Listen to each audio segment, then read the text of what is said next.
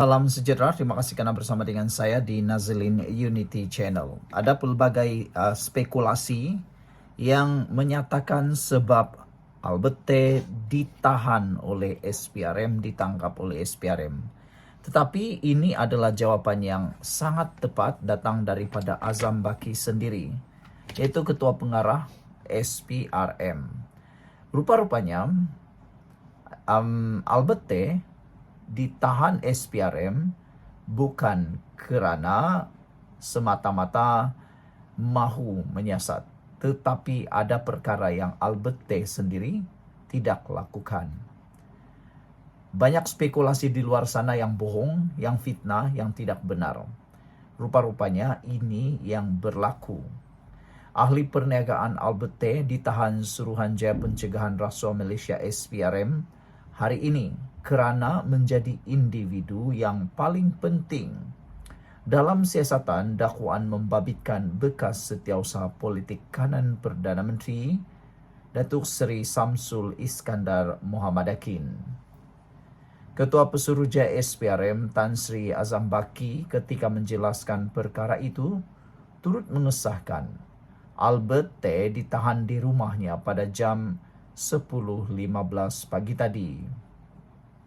Albert T pada mulanya dijangka hadir pada 1 Disember ini. Namun beliau dimaklumkan untuk hadir lebih awal. Beliau enggan hadir lebih awal dan enggan memberi kerjasama dengan siasatan dijalankan SPRM. Nah, inilah sebabnya Albert T terpaksa ditahan, diserbu di rumah kerana beliau enggan hadir lebih awal dan enggan memberi kerjasama dengan siasatan dijalankan SPRM. Ini yang tepat.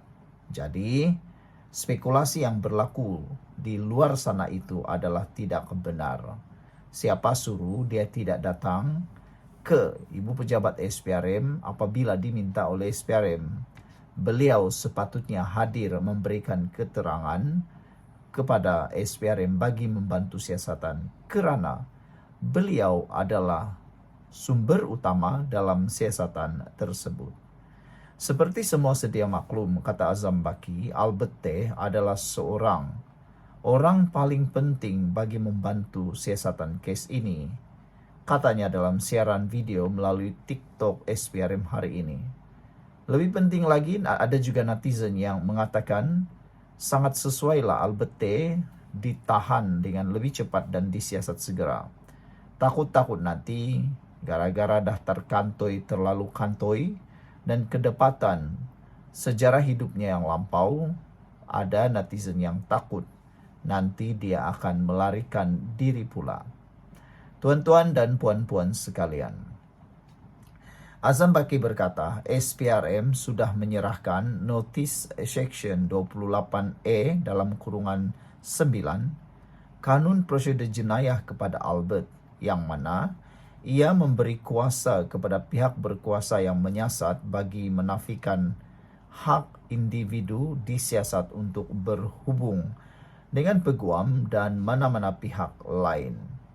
Beliau berkata SPRM dijangka membuat permohonan reman terhadap Albert dan Samsul Iskandar di Mahkamah Magistrat Putrajaya pagi esok. Permohonan reman ke atas wanita yang dikenali sebagai Sofia Rini Buyong pula adalah sudah dilakukan di Mahkamah Magistrat Putrajaya hari ini.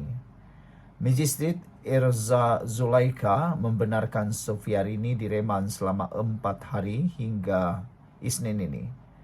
Terdahulu, berita harian melaporkan ahli keluarga Albert T mengesahkan mereka tidak dimaklumkan ke mana ahli perniagaan itu dibawa selepas rumahnya digeledah sekali lagi oleh sepasukan penguat kuasa dipercayai daripada SPRM pagi tadi. Kira-kira jam 12.50 tengah hari tadi, Albert dibawa pergi semula oleh pegawai berkenan dengan menaiki sebuah kenderaan tidak dikenal pasti nombor pendaftaran tanpa diketahui keluarganya ke lokasi mana. BH dimaklumkan bahawa ahli keluarga termasuk istrinya tidak diberitahu ke mana Albert dibawa setakat waktu itu. Peguam Albert, Zaid Malik dipetik berkata serbuan ke atas rumah Albert didakwa dilakukan menggunakan waran geladah yang diserahkan kepada seorang lagi peguamnya, Mahajot Singh. Tuan-tuan dan puan-puan sekalian, tangkapan ikut SOP, kata Azam Baki. Di luar sana banyak sekali spekulasi yang tidak benar dan penudingan fitnah dan penipuan. Sebenarnya tangkapan terhadap Albert T sudah mengikuti SOP dan tidak ada pelanggaran. SPRM kini membuat laporan polis dakwaan acu pistol ke kepala Albert T.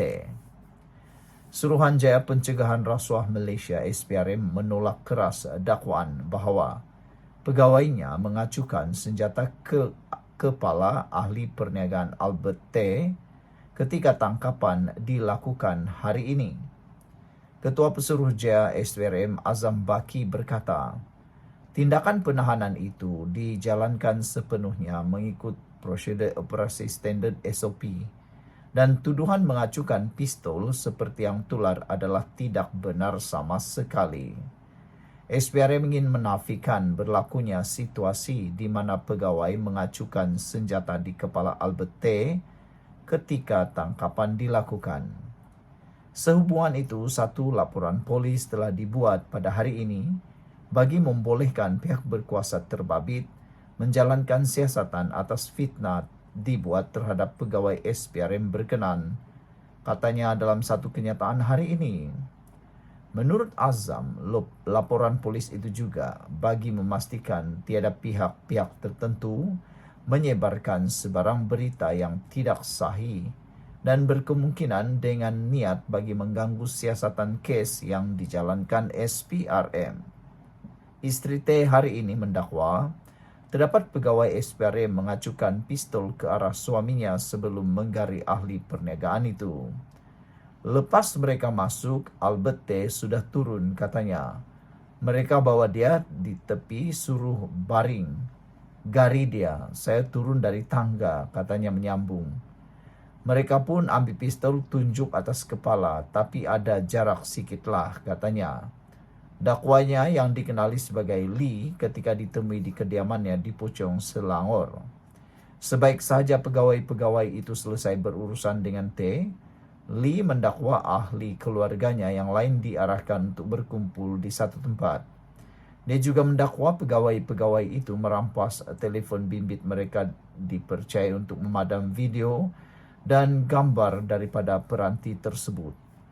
Lee mendakwa pegawai-pegawai itu turut memeriksa seluruh rumahnya, termasuk di sebalik tabir atau langsir kerana khawatir ada kamera disembunyikan. Terdahulu, pegawai SPRM dengan kelengkapan teknikal penuh termasuk jaket kalis peluru dan bela kiava menyerbu rumah T dan membawanya masuk ke sebuah kereta sedan berwarna hitam. T merupakan watak utama dalam menyogok ahli politik di Sabah untuk mendapatkan lesen cari gali mineral, namun akhirnya dia tidak memperoleh lesen tersebut. Terbaru, dia mendakwa telah membelanjakan RM629,000 untuk bekas setiausaha politik Perdana Menteri Samsul Iskandar Muhammad Akin yang didakwanya telah memberi jaminan akan mendapatkan semula yang telah disalurkan kepada ahli politik terbabit. Nasib lakau, kata pembuli. Sekian dulu untuk kali ini. Jangan lupa tinggalkan komen anda, tekan butang subscribe. Bye-bye. Sebelum kita teruskan ulasan hebat ini pada petang ini, izinkan dulu saya berkongsi dengan Anda semua. Ini ialah terapi imun Transfer Factor for Life. Terapi imun yang meningkatkan daya imun badan kita sehingga 400%.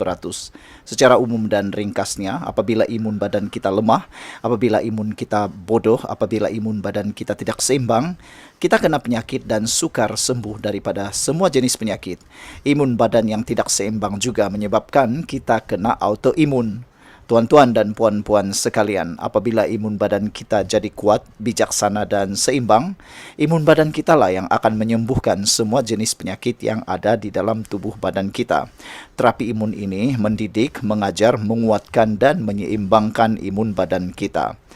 Sebelum ini, apabila imun badan kita jadi lemah, bodoh dan tidak seimbang, imun badan kita gagal untuk menghapuskan semua akar penyakit yang bertumbuh di dalam tubuh badan kita. Apabila imun badan kita lemah, akar penyakit akan tetap bertumbuh, berakar dan bersarang di dalam tubuh badan kita. Jawapan kepada kesehatan yang optimum ialah peningkatan daya imun badan, penyeimbangan daya imun badan, dan menjadikan imun badan kita bijaksana. Apabila imun badan kita jadi bijaksana, maka kita sehat. Cepat dapatkan produk hebat ini melalui nombor telefon saya yang tertera. Produk ini lulus KKM, halal dan diperakui oleh doktor-doktor di seluruh dunia. Tuan-tuan dan puan-puan, ini mungkin jalan penyelesaian kepada masalah Anda yang Tuhan hantar kepada Anda semua. Mungkin Anda sudah berdoa bertahun-tahun untuk masalah kesehatan Anda, dan ini jawaban yang Tuhan hantar untuk Anda semua. Jom kita sambung berpolitik lagi.